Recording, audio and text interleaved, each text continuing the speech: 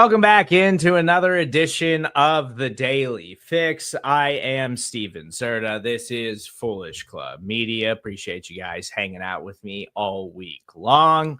As always, make sure you subscribe, rate, and review everything that we're doing right here on Foolish Club Media. If this is your first time on the Daily Fix, I want to remind you just few quick topics, get you in, get you out. We don't keep you for very long. And honestly, there's not much going on with the Kansas City Chiefs this week as the NFL Combine starts later on this afternoon. So not a lot of Chiefs talk on today's episode of the Daily Fix, but plenty to discuss still. And I encourage you to head over to our podcast channel, check out the latest episode of each season. Rocky and Kramer really broke down some prospects they're excited to watch at this week's NFL Combine. So you definitely want to go check that out and be on the lookout here in the coming weeks for some new stuff that we're working on that we're really excited about that we will be rolling out here over the next month or so.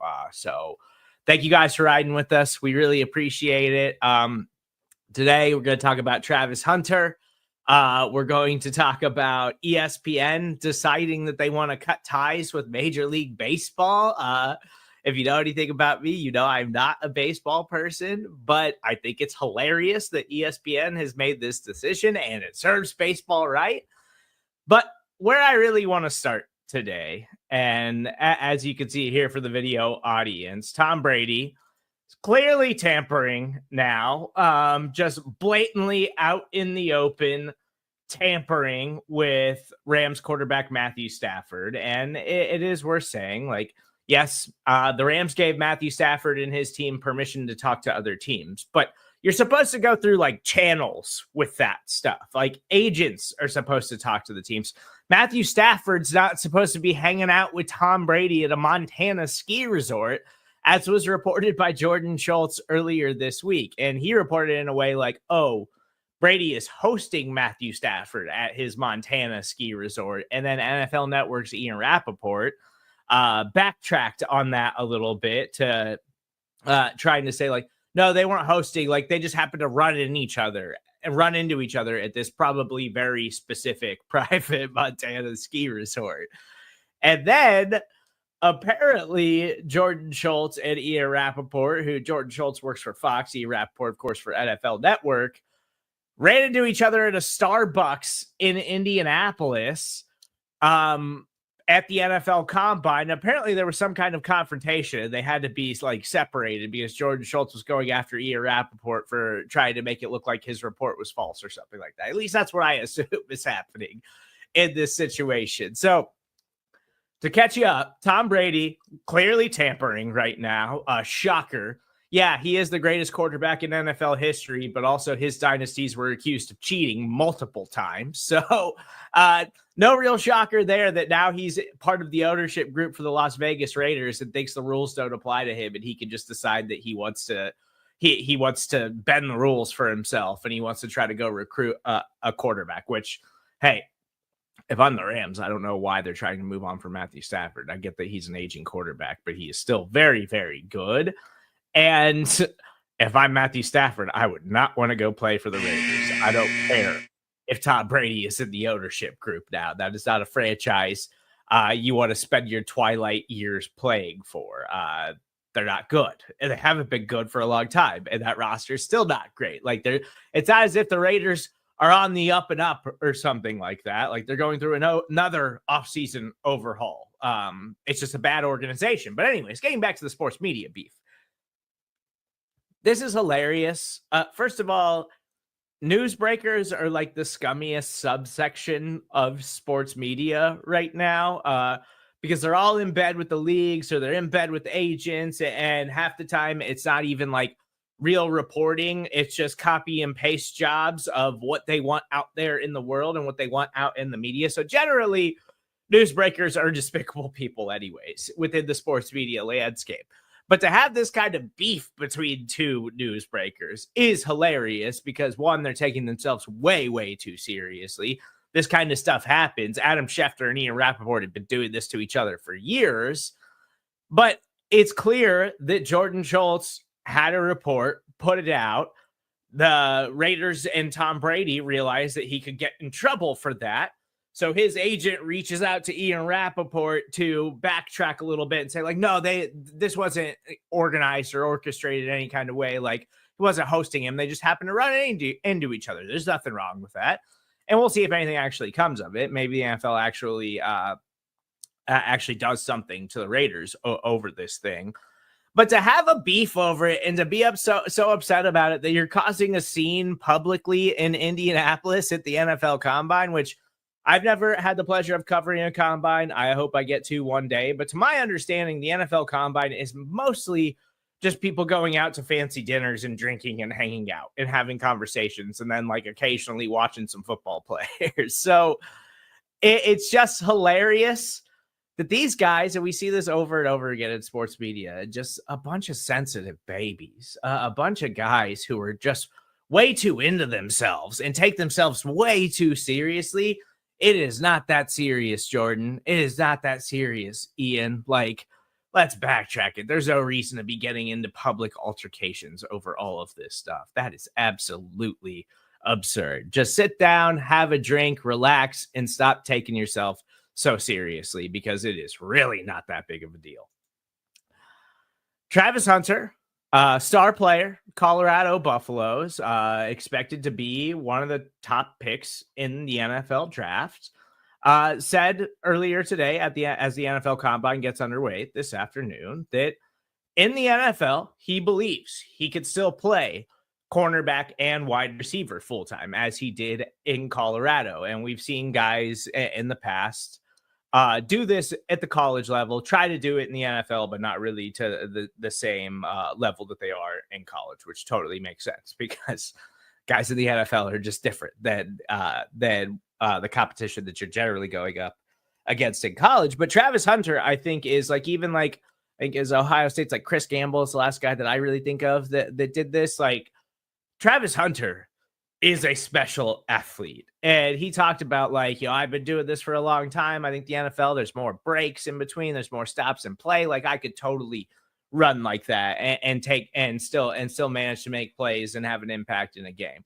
I don't think that's actually going to happen. And now there's all these teams debating about whether or not he's a cornerback or a wide receiver. If I'm him, I'm trying to play wide receiver in the NFL because wide receivers are getting paid a lot of money now. Even if you're a mid-tier wide receiver, you're still looking at like $15 to $20 million a year at this point. And it's a lot harder to be an elite NFL cornerback. But I do think that Travis Hunter is that special kind of player that could probably do this. I don't think it's wise. And I think his agent and his team should be encouraging him to stick to one position, but we'll see what happens with it. I don't disparage the confidence in Travis Hunter for saying this out loud and saying that that's what he wants to do, because I think he should be doing that in all of these meetings, because he doesn't know how teams view him as a wide receiver or a cornerback or how they want to deploy him. And so why take that option off the table ahead of the NFL draft when you legitimately have a shot at not only being top 5 pick, but being like the number 1 overall pick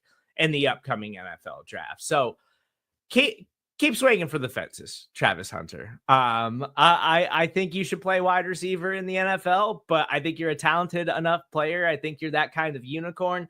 You will be able to succeed at whatever position you wind up playing in the league. And I'm excited to see where you go in the NFL draft.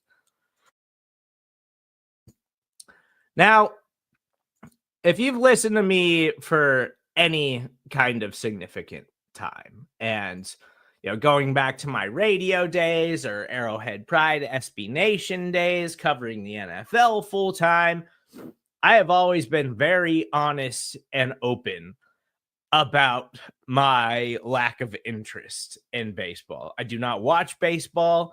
I do not follow baseball. When I worked in sports radio, I kind of did because we covered the Kansas City Royals. And so I had to go to games and stuff, and I had to run Royals broadcasts.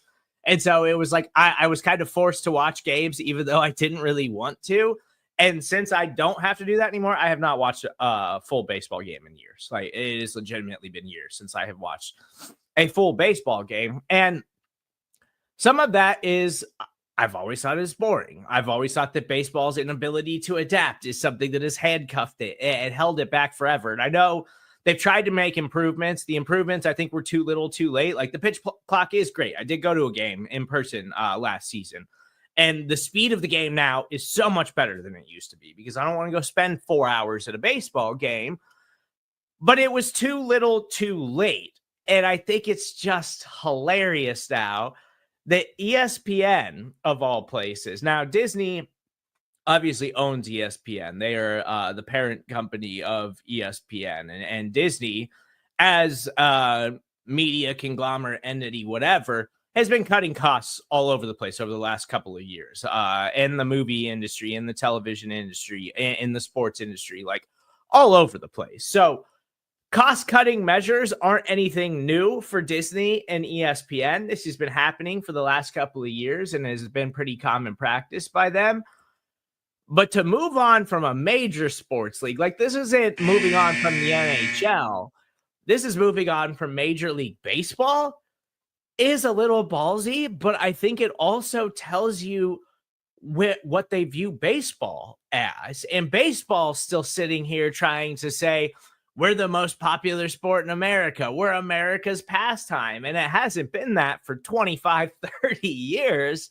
And baseball, it just further shows baseball and the general lack of awareness by everyone in charge in that league that like they still think they're worth $600 million, $1 billion or something like that in a television contract. And ESPN opts out of this television deal that's reportedly worth $550 million. And it's because ESPN's like, we don't gain anything by airing baseball games. Sunday night national baseball games. Nobody cares about that. It doesn't matter if it's the Yankees and the Dodgers. Baseball is a localized sport now, and if baseball would actually lean into that and try to find a way to make that work and try to actually just focus in on the local markets and why people watch baseball that way, like there's success to be had there, but baseball still thinks it can compete with the NFL. And now ESPN is straight up saying, yeah, we would rather air women's basketball than have to tie up our TV stations with baseball on Sunday night because women's basketball is more profitable.